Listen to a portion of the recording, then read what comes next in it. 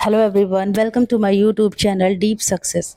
आज हम बात करेंगे करंट अफेयर्स में रहे कुछ इम्पॉर्टेंट टॉपिक्स के बारे में। भारत के मुख्य न्यायाधीश की नियुक्ति के बारे में जान लेते हैं। आमतौर पर सुप्रीम कोर्ट के वरिष्ठतम न्यायाधीश को करंट में रह रहे मुख्य न्यायाधीश की सिफारिश पर सीजीआई के रूप में नियुक्त किया जाता है। हालांकि इस परंपरा का 1964, 1973 और 1977 में उल्लंघन किया गया था। इस संबंध में केंद्रीय विधि और न्याय मंत्री सिफारिश मांगते हैं, जिसे फिर प्रधानमंत्री के पास भेजा जाता है। अंत में प्रधानमंत्री सीजीआई की नियुक्ति के संबंध में राष्ट्रपति को सलाह देते हैं। संविधान के अनुच्छेद 124 के 2 में यह प्रावधान है कि सुप्रीम कोर्ट के प्रत्येक न्यायाधीश की नियुक्ति राष्ट्रपति द्वारा की जाएगी और वह 65 वर्ष की आयु प्राप्त करने तक पद पर बना रहेगा। चीफ जस्टिस ऑफ इंडिया की प्रमुख भूमिकाएं कहाँ-कहाँ रहती हैं? तो फर्स्ट एमंग इक्वल्स, राजस्थान राज्य बनाम प्रकाश चंद्र 1997 मामले में सुप्रीम कोर्ट ने फैसला सुनाया था कि सीजीआई न्यायपालिका का प्रमुख होता है और एक नेतृत्वकारी भूमिका निभाता है। हालांकि सीजीआई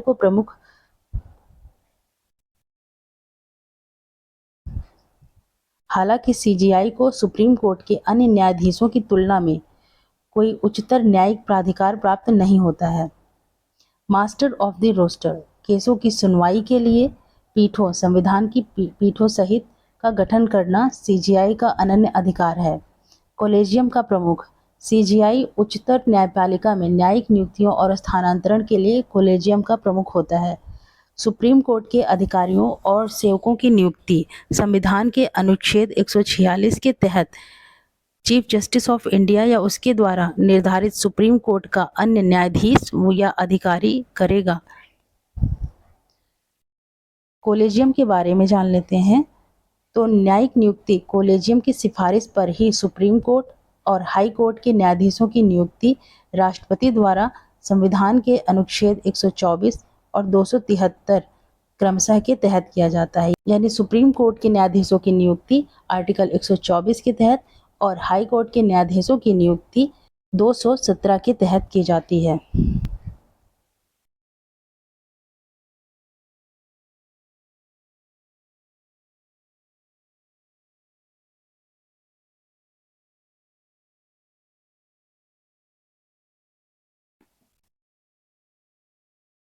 न्यायिक नियुक्ति यह सुप्रीम कोर्ट के अलग अलग निर्णयों के में से विकसित हुआ।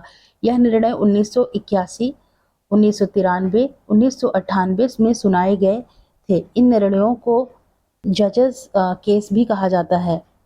सुप्रीम कोर्ट के न्यायाधीशों की नियुक्ति के बारे में जानते हैं। हाई कोर्ट में न्यायाधीशों की नियुक्ति के बारे में जान लेते हैं। हाई कोर्ट कॉलेजियम कैसे बनता है? यह संबंधित उच्च न्यायालय के मुख्य न्यायाधीश और उस न्यायालय के 2 वरिष्ठतम न्यायाधीशों से गठित होता है।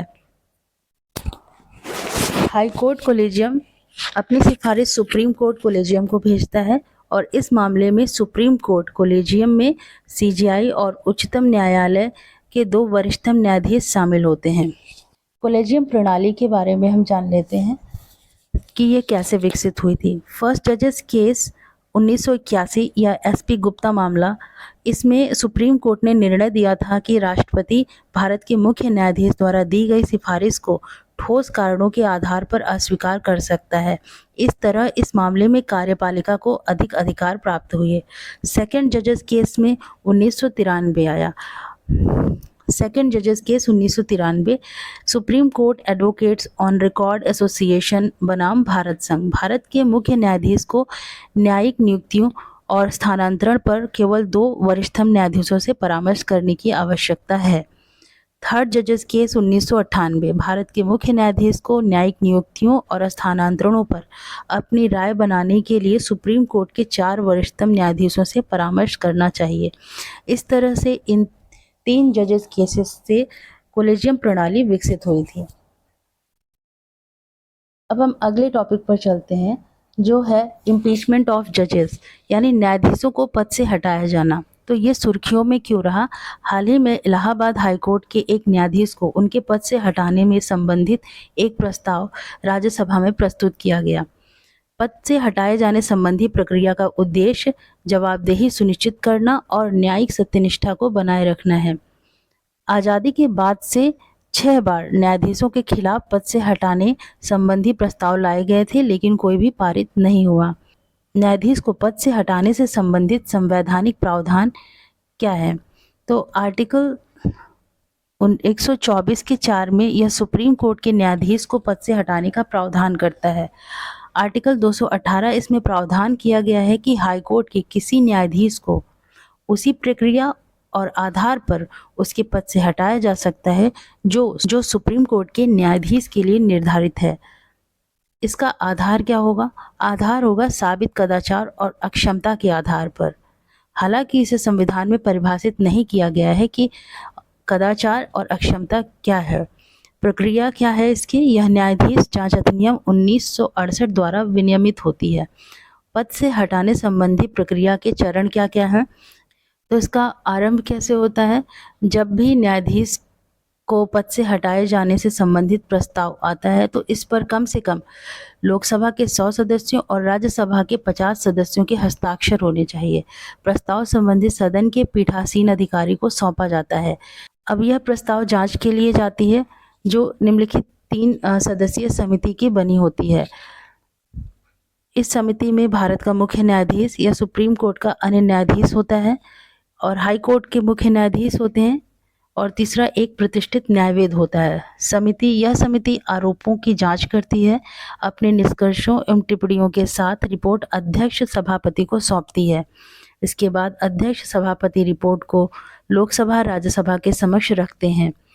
यदि समिति न्यायाधीश को दोषी पाती है तो उसकी रिपोर्ट को उस सदन द्वारा स्वीकार कर लिया जाता है जहां इसे पेश किया गया था। संसदीय मंजूरी होती है। इसके लिए प्रस्ताव को विशेष बहुमत से संसद के दोनों सदनों में पास होना अनिवार्य होता है। इसके बाद विशेष बहुमत की जरूरत होती है। उपस्थिति और मतदान करने वाले सदस्यों का 2/3 बहुमत और कुल सदस्य संख्या का बहुमत होना चाहिए विशेष बहुमत के लिए। राष्ट्रपति द्वारा कार्यवाही। यदि दोनों सदनों द्वारा प्रस्ताव पारित कर दिया जाता है तो प्रस्ताव अंतिम मंजूरी के लिए राष्ट्रपति को भेजा जाता है। अगला टॉपिक है तदर्थ न्यायाधीश यानी एडहॉक जजेस। यह सुर्खियों में क्यों रहा? सुप्रीम कोर्ट ने सेवानिवृत्त न्यायाधीशों को अस्थायी कार्यकाल के लिए हाई कोर्ट्स में तदर्थ न्यायाधीश के रूप में नियुक्त करने का सुझाव दिया। इसका उद्देश्य है लंबित आपराधिक मामलों का शीघ्र निपटारा करना। तदर्थ न्यायाधीश के बारे में जान लेते हैं। इसके संवैधानिक प्रावधान क्या हैं?